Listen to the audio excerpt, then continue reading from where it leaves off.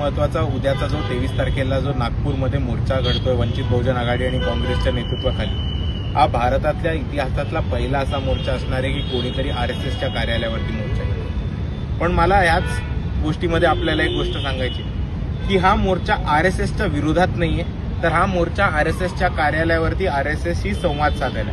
कारण आरएसएस ही संघटना दोन गोष्टींवरती स्वतःला मोठी मानते, एक म्हणजे देशभक्ती आणि दुसरी आहे नैतिकता.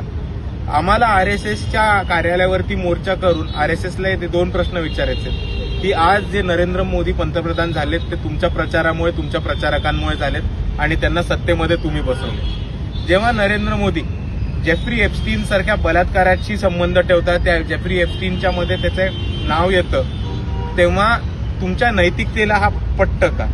भारत देशातनं 30,000 मुली ह्या गायब झालेल्या आहेत. ह्या मुली कुठे गेल्यात ह्याचा आपल्याला पत्ता नाही.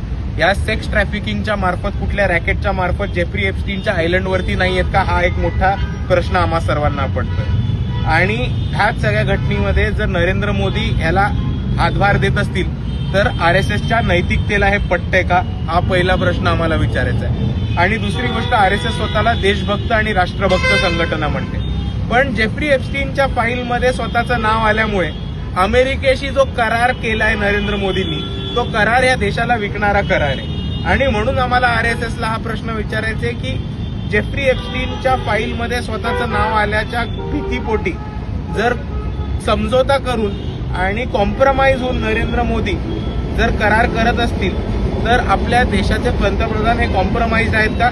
आणि कॉम्प्रोमाइज पंतप्रधान जे अमेरिकेचे संबंध सांभाळतात आणि अमेरिकेसाठी आर्थिक मदत होईल असे करार करतात, ते खरंच देशभक्त आहेत का? हेच दोन प्रश्न आम्हाला आरएसएसला विचारायचे.